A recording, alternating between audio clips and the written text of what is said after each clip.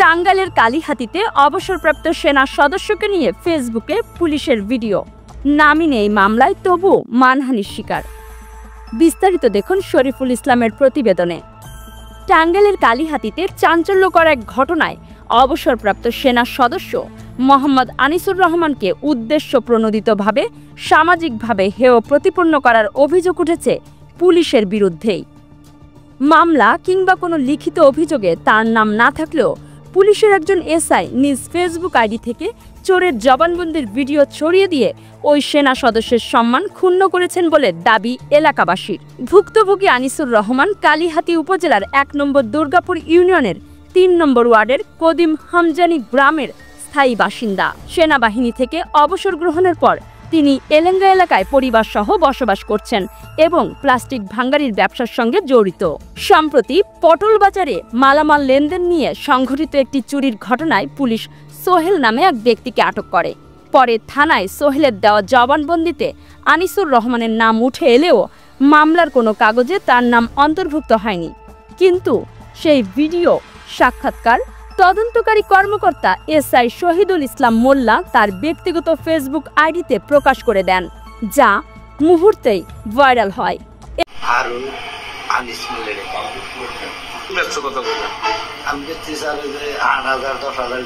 এবং স্থানীয়ভাবে আনিসুর রহমানকে নিয়ে নেতিবাচক ধারণা তৈরি হয়।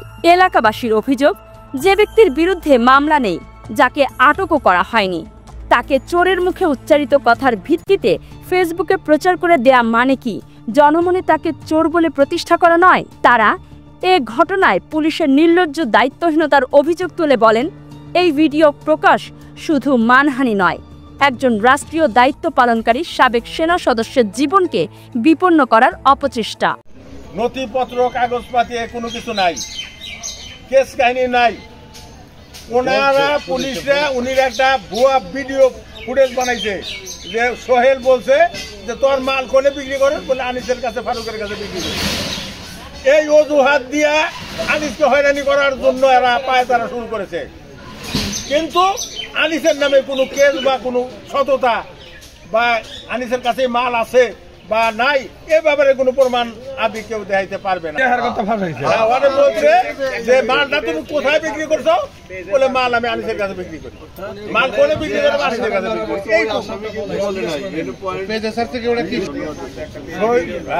শহীদুল ইসলাম বিটিএম এইটা থেকে এই ভিডিওটা ছাড়ছে আর কি। সেই ভিডিওর সূত্র ধরে আমরা বলতেছি যে তাহলে এই ভিডিওর সূত্র ধরে ফারুককে ধরে নিছে। এই ভিডিওর সূত্র ধরে এই ধরনের কোন ইঙ্গিত আমরা পাইছি বিধায় আমরা সংবাদ সম্মেলন করলাম। মিলিটারিকে লোকে কোনো অন্যায় প্রশ্রয় দিব না, কোনোদিন চুরির মালকে কোনোদিনও কিনে না। ঘটনাটি জানাজানি হওয়ার পর স্থানীয় রাজনৈতিক নেতৃবৃন্দ সহ পটল বাজারের ব্যবসায়ী ও সাধারণ মানুষ ক্ষোভে ফেটে পড়েছেন। তাদের মতে এটি ছিল একটি উদ্দেশ্য প্রণোদিত অভিযান, যার লক্ষ্য ছিল সম্মানিত এক সাবেক সৈনিককে সামাজিকভাবে কোণঠাসা করা। এ বিষয়ে জানতে চাইলে কালিহাতী থানার এসআই শহীদুল ইসলাম মোল্লা দাবি করেন, চুরির ঘটনায় দুজনকে গ্রেফতার করা হয়েছে। আনিস নামের কাউকে আমি চিনি না, তাকে হয়রানি করার প্রশ্নই ওঠে না। আমি অ্যারেস্ট করি বা ধরি বা সে আমার তো সৃষ্টিকর্তার নাম বলে নাই। আচ্ছা আনিসকে আমার ভিডিও আনিস বলতে যেটা যদি বলে যাও আমি আনিস। আচ্ছা আমার কাছে আনিসের নাম্বারটা নাই বুঝছেন, নইলে আমি আবার তার এখন প্রশ্ন করতাম। না না আমি আনিসে আমি তার জায়গায় নেই, আমি তার জায়গায় নেই, তার সাথে ফোনে কথা বলি, আপনি বলেন। ঠিক আছে, ফোনে কথা বলি না, কোনো মাধ্যমে আমি করি নেই। ঠিক আছে, হাওয়ার উপরে যদি সে ভয় পাইয়া যদি সংবাদ সম্মেলন করে সেটা হলো তার ব্যাপারটা। প্লিজ ভাই আপনি আপনি আপনি আপনি আপনি বিষয়টা দেখেন। আমার কথা, আমি যে তাকে গেলে গ্রেফতার করবো আমি কাউকে বলি নেই, কোনো মিডিয়াতে বা কোনো ব্যক্তির কাছে। আনন্দ টিভি ফোন দিছিল আপনারা? আমাদের প্রেস ক্লাবের বলে যে আমি প্রেস ক্লাবের সভাপতি ফোন দিচ্ছি টাঙ্গাইলের, আমার ফোন দিয়েছিল। আমি বলছি আমি বলছি যে আমার বিরুদ্ধে বিন্দু মাত্র তার সম্বন্ধে কোনো অভিযোগ পান। আর ফেসবুকে যে তার নাম বলছে কিরা আসে, উনি কে, ওনার কোনো আইডেন্টিফাই আছে, ওনার ছবি আছে, আনিসকে হাওয়া। কিন্তু তিনি নিজেই ফেসবুকে ভিডিও প্রকাশ করেছেন কেন?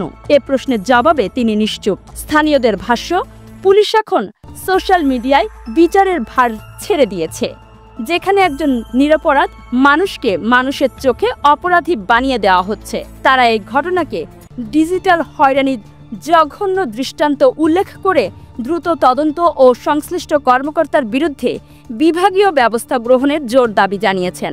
এখন দেখার বিষয়, একজন সম্মানিত অবসরপ্রাপ্ত সেনা সদস্যের মর্যাদা রক্ষায় প্রশাসন কি ভূমিকা নেয়, নাকি এই অপকর্ম তথাকথিত বিচারহীনতার সংস্কৃতিতে হারিয়ে যাবে। আমি সেনাবাহিনী থাকাকালীন অবস্থায় কোনো প্রকার অন্যায় কাজে লিপ্ত ছিলাম না এবং অন্যায়কে আমি কখনো প্রশ্রয় দেইনি। আমি এলাঙ্গাতে সততা এবং নিষ্ঠার সাথে ব্যবসা করে আসিতেছি।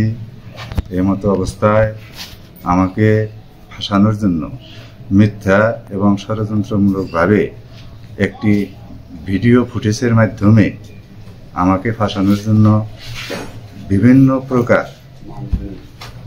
প্রকার আলামতের সৃষ্টি করেছে। এই মতো অবস্থায় আমি একজন সেনাবাহিনীর অবসরপ্রাপ্ত সেনা সদস্য, আমার বিরুদ্ধে এই অপমানজনক এবং এই ন্যাক্কারজনক অভিযোগ থেকে রক্ষার জন্য আমি সবিনয়ে অনুরোধ জানাচ্ছি।